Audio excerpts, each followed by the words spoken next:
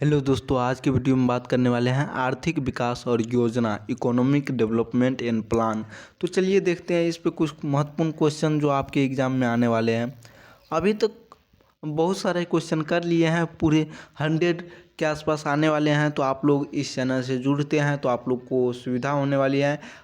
आज की लेक्चर में इकोनॉमिक ख़त्म होने वाले हैं, इससे आगे स्टार्ट होने वाला है अगला टॉपिक में आप लोग का 100 क्वेश्चन करवाए जाएंगे। तो अगला टॉपिक के बारे में भी आज के वीडियो में जानकारी लेंगे। तो पहले ये जानकारी लेते हैं कि आज की क्लास में कितना क्वेश्चन करेंगे और कितना क्वेश्चन आप लोग के एग्ज़ाम में आने वाले हैं। 100 क्वेश्चन लगभग हो जाने के बाद, 100 के पार हो जाने के बाद नया टॉपिक लेके आएंगे और उस टॉपिक में भी 100 क्वेश्चन प्लस करेंगे। तो इस क्वेश्चन का फर्स्ट आंसर बताइए क्या होगा। प्रधानमंत्री मुद्रा योजना जो है मुख्य उद्देश्य क्या है? बड़े उद्योगों को ऋण प्रदान करना, छोटे व्यापारियों को ऋण प्रदान करना, कृषि ऋण प्रदान करना, निर्यात को बढ़ावा देना। तो इस क्वेश्चन का राइट आंसर क्या हो जाएगा? ऑप्शन नंबर बी, छोटे व्यापारियों व्यवसाय और ऋण प्रदान करना। छोटे व्यवसायियों को क्या करना? ऋण प्रदान करना। प्रधानमंत्री मुद्रा योजना जो हैं वो क्या करता है? छोटे व्यवसायियों को ऋण प्रदान करता है। इस तरह से अगला क्वेश्चन कहता है अटल पेंशन जो है योजना किससे संबंधित है? शिक्षा, पेंशन और स्वास्थ्य, कृषि। तो इस क्वेश्चन का राइट आंसर क्या हो जाएगा? पेंशन से संबंधित है। अटल पेंशन योजना किससे संबंधित है? पेंशन से। प्रधानमंत्री आवास योजना है मुख्य लक्ष्य क्या है? ग्रामीण रोजगार, शहरी आवास और कृषि विकास, औद्योगिक विकास। तो प्रधानमंत्री आवास योजना जब लाया गया था उसका मुख्य लक्ष्य क्या रहा था, क्या था? तो उसका शहरी आवास का था। क्या था? शहरी आवास।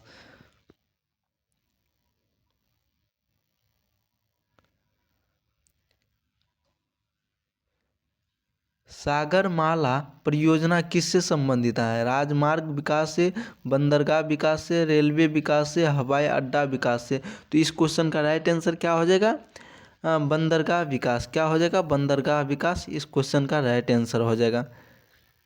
इस तरह से अगला क्वेश्चन कहता है भारतमाला परियोजना का मुख्य उद्देश्य क्या है?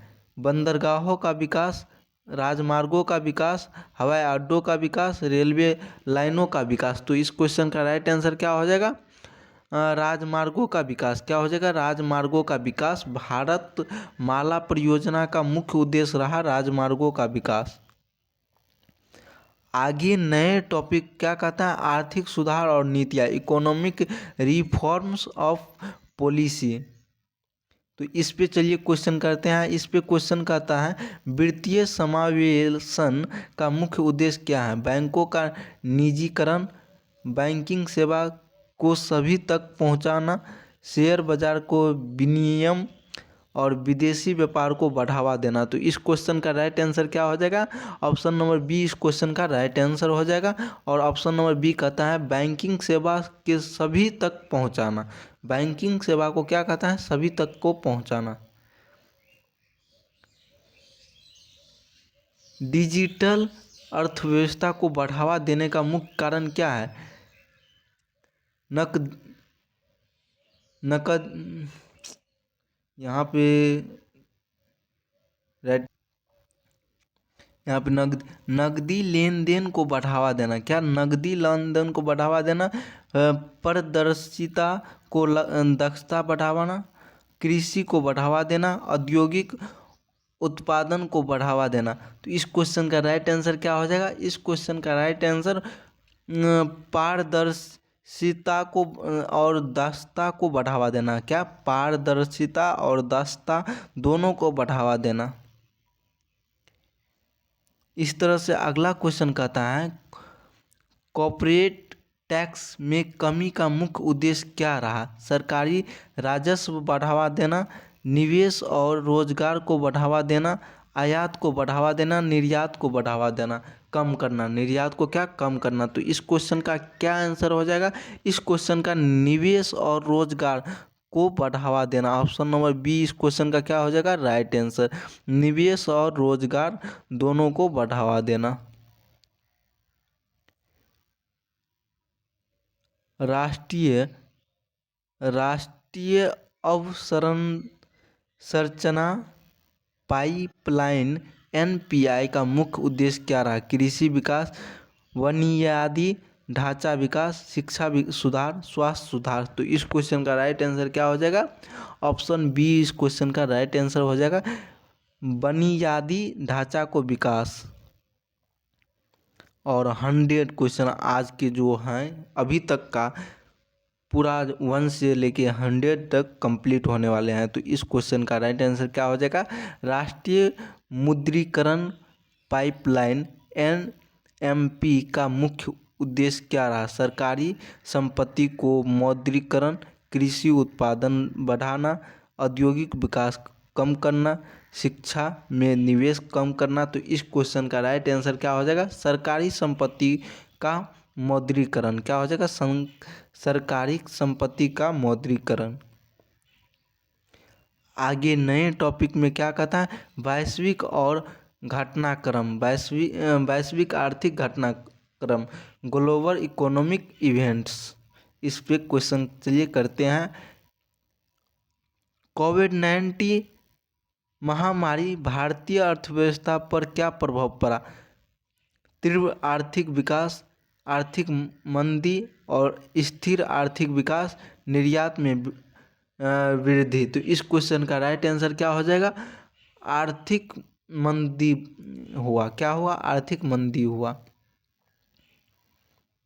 इस तरह से अगला क्वेश्चन कहता है, जलवायु परिवर्तन का भारतीय अर्थव्यवस्था पर क्या प्रभाव पड़ा? कृषि उत्पादन में वृद्धि, प्राकृतिक आपदाओं में वृद्धि, औद्योगिक विकास में वृद्धि और निर्यात में वृद्धि। तो इस क्वेश्चन का राइट आंसर क्या हो जाएगा? ऑप्शन नंबर बी इस क्वेश्चन का राइट आंसर हो जाएगा, प्राकृतिक आपदाओं में वृद्धि। जलवायु परिवर्तन और भारतीय अर्थव्यवस्था पर क्या प्रभाव पड़ा? तो प्राकृतिक आपदाओं में वृद्धि। अगला क्वेश्चन कहता है, रूस और यूक्रेन युद्ध का भारतीय अर्थव्यवस्था पर क्या पड़ा? अगर रूस और यूक्रेन में युद्ध हुआ तो भारत पे क्या प्रभाव पड़ा?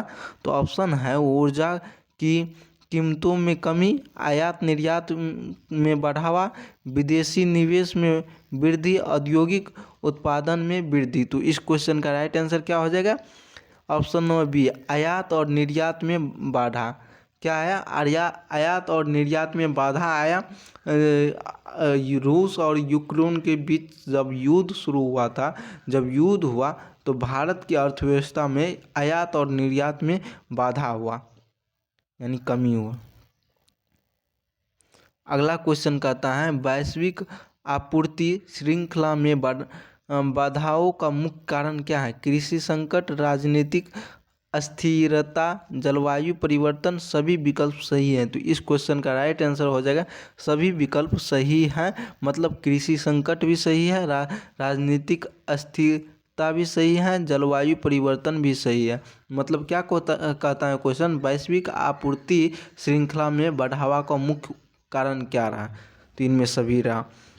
तो आज तक का ये फाइनल क्वेश्चन और लास्ट क्वेश्चन रहा, और आप सभी को नीचे आंसर भी दिया गया है। तो आप लोग अगर इस चैनल से जुड़ते हैं तो आप लोग को पूरी जानकारी दी जाएगा, और ये जो है पीडीएफ आप लोग को टेलीग्राम ग्रुप में देखने को मिलेगा। यानी कि 71 से लेके 104 तक को देखने को मिलेगा आपको टेलीग्राम ग्रुप में। वैसे पहले का यानी कि 1 से लेकर 70 तक का क्वेश्चन आप लोग को टेलीग्राम ग्रुप में पहुंच गया है। तो आप लोग नहीं जुड़े हैं तो जुड़ के अपना पीडीएफ ले सकते हैं, आप लोग को कोई दिक्कत नहीं होगी, और पढ़ सकते हैं, खुद से टेस्ट लगा सकते हैं क्वेश्चन रख करके। और ये आप लोग के लिए अति महत्वपूर्ण क्वेश्चन सब लेके आए थे। ये सब क्वेश्चन आपके एग्ज़ाम में पूछे जाते हैं। तो ये देखिए, आप लोग को हर वो टॉपिक से 5-5 क्वेश्चन है। तो आप लोग इस चैनल से जुड़ते हैं तो बहुत ही सुविधा होने वाली है। तो अगला टॉपिक का नाम क्या होने वाला है, तो चलिए जानकारी उनके बारे में प्राप्त करते हैं।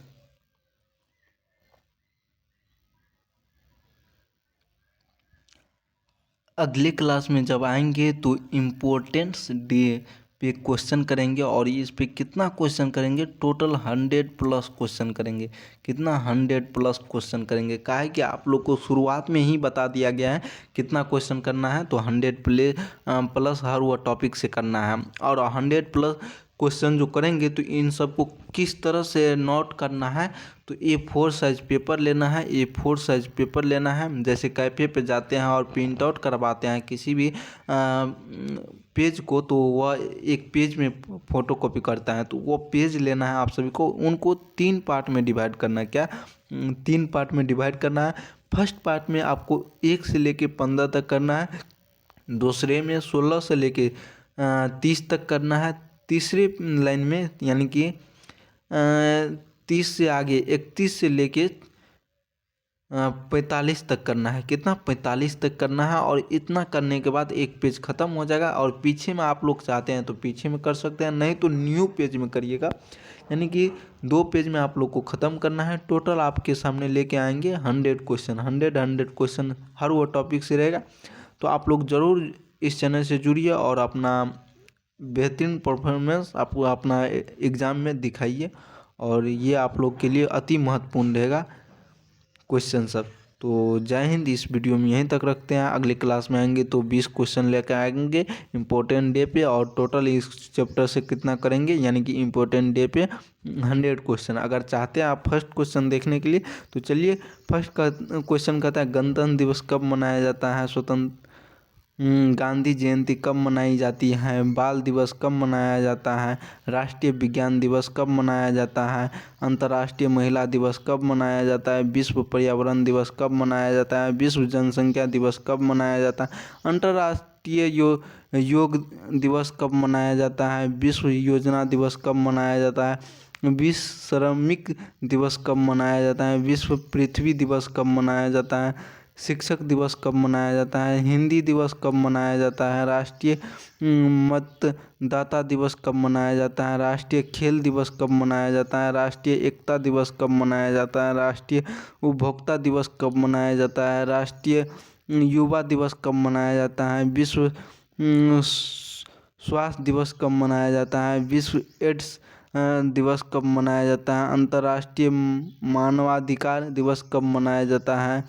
विश्व जल दिवस कब मनाया जाता है, विश्व खाद्य दिवस कब मनाया जाता है, विश्व तंबाकू निषेध दिवस कब मनाया जाता है, किसान दिवस कब मनाया जाता है, राष्ट्रीय प्रेस दिवस कब मनाया जाता है, राष्ट्रीय दुग्ध दिवस कब मनाया जाता है, राष्ट्रीय सुरक्षा दिवस कब मनाया जाता है, राष्ट्रीय पंचायती राज दिवस कब मनाया जाता है, राष्ट्रीय प्रौद्योगिकी दिवस कब मनाया जाता है, राष्ट्रीय चिकनाशक दिवस कब मनाया जाता है, कारगिल विजय दिवस कब मनाया जाता है, अंतर्राष्ट्रीय परिवार दिवस कब मनाया जाता है, विश्व रेड क्रॉस दिवस कब मनाया जाता है, विश्व शरणार्थी दिवस कब मनाया जाता है। इस तरह से आगे क्वेश्चन है। अगर आप लोग चाहते हैं इनका आंसर भी चाहिए और इनको सॉल्यूशन भी चाहिए तो आप लोग इस चैनल से जुड़िए, आप लोग के लिए महत्वपूर्ण होने वाली है आगे की क्लास। तो जय हिंद।